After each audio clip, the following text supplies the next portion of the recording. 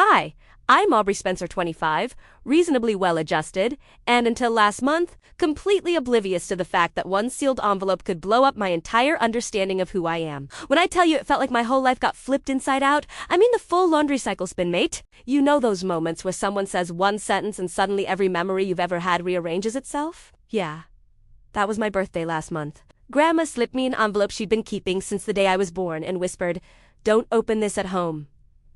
I thought, what? Lottery tickets. An old photo. Maybe something sentimental. Nope. What was inside made me whisper, "Oh my God.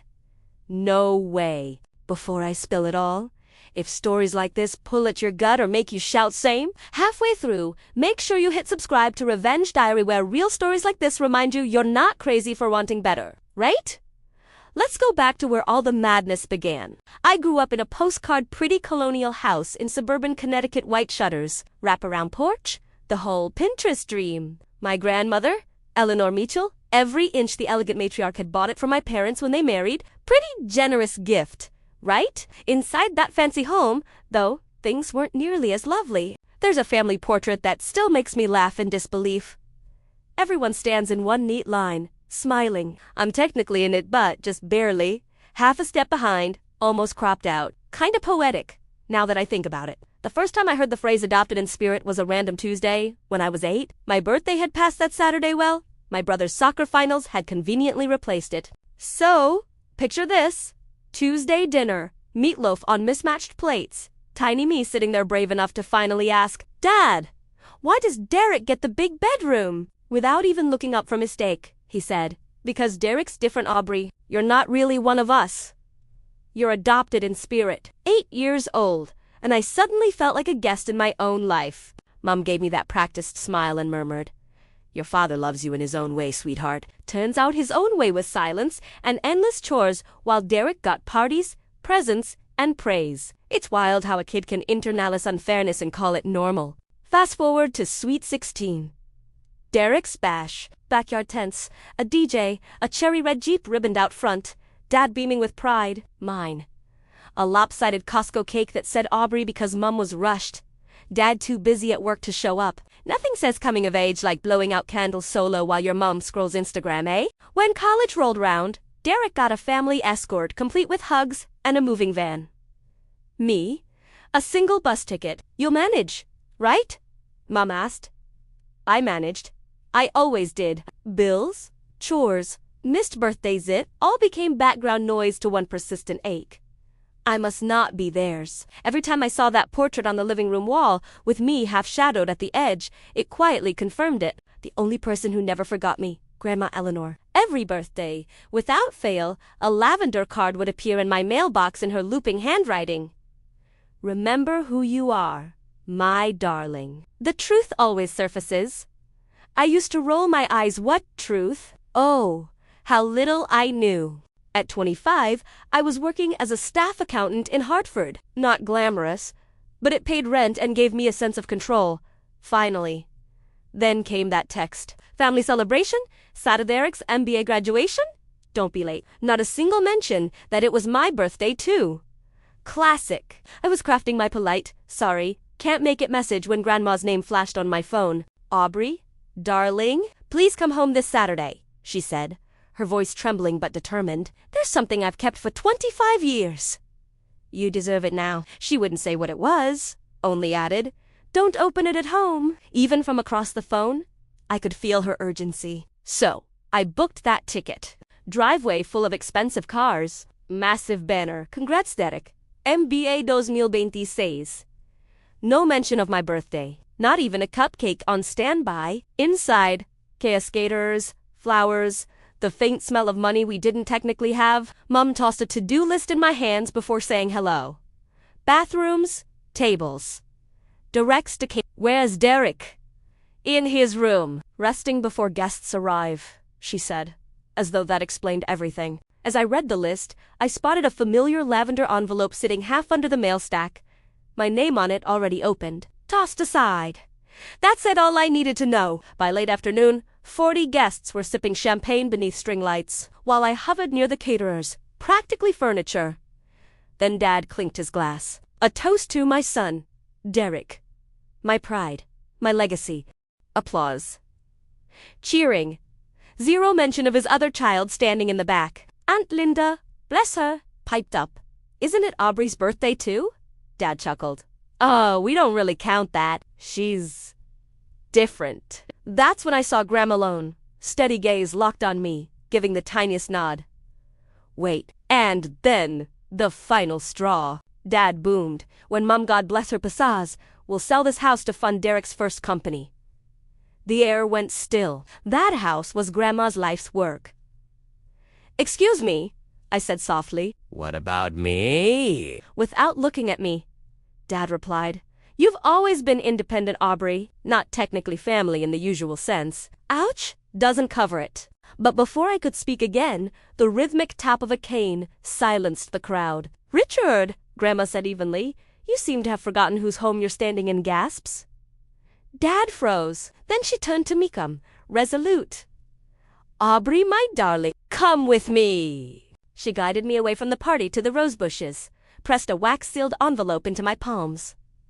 This is your future, but open it privately.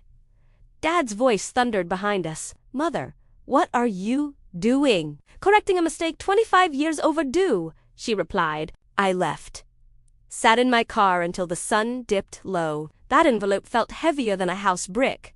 Finally, I broke the seal. Inside, my original birth certificate, a stack of legal papers titled Irrevocable Living Trust, a handwritten letter on lavender paper. Her letter began, My dear Aubrey, you were never adopted in spirit. You are my flesh and blood, Richard's daughter. The lie was your father's burden, not yours. I scanned the birth certificate. Father, Richard James Spencer. Mother, Margaret Louise Mitchell Spencer. No hint of adoption. No Moradits. Everything they'd ever told me deliberately fake. I opened the trust document next. Legal jargon, court stamps, but I caught the essential. Sole beneficiary, Aubrey Marie Spencer. Assets, the Connecticut house worth about $1.2 million. A savings account with over $300,000. Transfer date to beneficiary on the beneficiary's 25th birthday. Which was today. The house, the one they planned to sell under Derek's name, was mine. Always had been. I laughed, half sobbing, half incredulous. So this is what Grandma meant by the truth always surfaces. That night I called the lawyer listed at the bottom. Martin Cole, of Cole and Associates. Miss Spencer, he said warmly, your grandmother was very precise. The trust is valid and active. You have full authority as of today. I barely slept. By Monday, the calls started. Dad, first. Your grandmother wants us there to finalize the estate this weekend, he said stiffly. We must ensure a smooth transition. Translation. Make sure nothing slipped into my hands. Tuesday, Mum chimed in, guilt-laced. As ever, be a good daughter. Love. Help us sort things. Keep the peace. Wednesday, Derek texted. Hey sis, Dad says there's some paperwork to sign. No biggie. I called Martin again. He sighed. Do not sign a thing. They're trying to get you to waive your claim before the reading. Sure enough, Thursday, an email arrived. Family asset confirmation form. It basically said, Aubrey Spencer holds no right to family property or funds. I almost laughed out loud. Friday night, Mum showed up at my apartment carrying chrysanthemums, Derek's favorite. Not mine. She perched on my couch, polished as ever. Your father's a good man, she began. Just not good at showing affection, Mum. He told me I wasn't his for 25 years. She squeezed my hand. Sign the form, darling. It'll keep things simple. Then my phone buzzed. Text from Grandma. They'll try to make you doubt. Don't. That was all I needed. No, Mum, I said quietly. I'm done being convenient. Her expression cracked. She left without another word. Saturday morning. The law office smelled like fresh leather and endings. Martin greeted me like an old friend. Before your family arrives, you should know you're the only legal owner of that house. Your parents never got the deed. They've simply been tenants for 30 years. Tenants, I echoed. Without knowing? Precisely. I almost pitied them. Almost. Then the elevator dinged. Dad marched in first, polished shoes, forced confidence. Mum followed, all pearls and powder. Derek came last, glued to his phone. No one acknowledged me. Martin, good to see you, Dad, said grandly.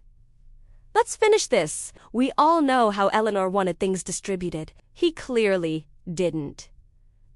Martin began. Eleanor Mitchell's estate includes a property and savings. However, these assets are not governed by this will. They have already been placed in an irrevocable living trust created in 1999. Dad blinked. That can't be right, Mother would have told me. Derek frowned. Wait, so who's the beneficiary? Martin glanced my way. Miss Spencer, you may answer. I stood, smoothing my suit. That would be me. The silence that followed could Faye frozen ire. Dad shot up, red-faced. Impossible!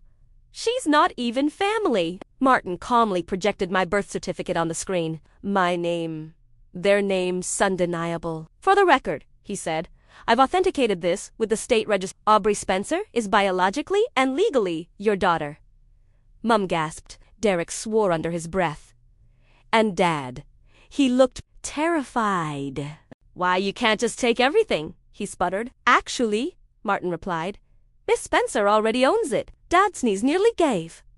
I breathed deeper than I had in years. I'm not here for vengeance, I said softly. But I am here for truth. He lunged, for one last shred of control. You can't evict your own parents. Oh, I can. But I won't yet. 90 days should be enough to find new accommodation. That was the nail. Mom whispered. Aubrey, please. We love you. Then why didn't you protect me? I asked. Your love was lip service without action. She had no answer. I turned to Derek, who looked gutted. I guess your business funds just went back to their rightful owner? Martin nodded toward the exit. We're finished here. For the first time in decades, I left the room first. 1 week later, Martin handed me another lavender envelope. From your grandmother, he said. She wanted you to have this once. Things calmed down. Her letter read, My darling Aubrey, I know your father's fury must be echoing right now. Please, try to understand his cruelty was born of fear. He lost a sister young, and your grandfather taught him daughters were disposable. When you arrived, he didn't know how to love you, so he created a lie that excused his failure. I couldn't change him, but I could protect you. This trust wasn't revenge, it was a shield. The rest, my dear, is up to you. Then, at the bottom, Piessa, I'm not dead yet. Come for tea Sunday. I actually laughed through my tears. Only Grandma would outsass death itself. 25 years of silence ended with one signature. 90 days later, a moving truck stood outside our old house. Mrs. Patterson, the neighbor, called to update me like she was reporting the weather. Your mom's crying nonstop. Your father won't speak to anyone. They downsized to a small apartment in Hartford. Mom eventually filed for divorce 6 months later. Her handwritten apology sits unopened on my nightstand. Derek tried reaching out first with apologies. Then with a casual, hey, maybe you could loan me something to get my business going again. I sipped my latte and said, ask me again when you're not asking for money. That was that. The house became mine not just on paper, but in spirit. New paint, new furniture, no portrait of the four of us pretending. Where that picture used to hang, I hung one of Grandma and me laughing over tea. I paid off my student loans in full, invested the rest, and finally breathed without that invisible weight on my ribs. Grandma's thriving in a fancy assisted living place nearby, beats me at Scrabble every Sunday. Dad's doing part-time consulting, poetic, really after decades shouting about legacy. He's now budgeting other people's futures. Mom's learning independence after a lifetime of silence. Derek? Therapy, apparently. Small steps. He even remembered to spell my name correctly on my birthday card. Progress. And me. I got promoted as senior accountant. Bought a small rental nearby. Life's steady, peaceful, mine. Sometimes I stand on that porch at sunset. The same wraparound porch that once felt like a stage where I was the extra nobody applauded. And I swear, the air itself feels lighter. People ask if I got revenge. I didn't. Justice happened quietly. On paper. My victory isn't there, low sits my freedom. See? I stopped trying to earn love that should have been unconditional. Stopped twisting myself small for people committed to misunderstanding me. I learned that boundaries aren't punishment, they're protection. They let you choose who gets a seat at your table. And I built my own bloody table. Every Sunday, Grandma sits across from me sipping Earl Grey, and she'll smile and say, "Looks like the truth surfaced after all, darling." And I'll nod because, yes, it didn't. So did I. So, if you've ever been the invisible one, overlooked, undervalued, constantly told you're different, let this be your reminder. You don't need permission to exist. Love, you were always enough. Long before they noticed. Walk away from tables where you're offered crumbs and build one overflowing with peace and self-respect. Thanks for spending this hour with me and my story. If it had hit home, subscribe to Revenge Diary where women reclaim their voices one story at a time, and share this video with anyone who's ever been told they didn't belong. Because sooner or later, the truth always surfaces. And when it does, I hope you're ready to claim it. Your table is waiting. Sit down.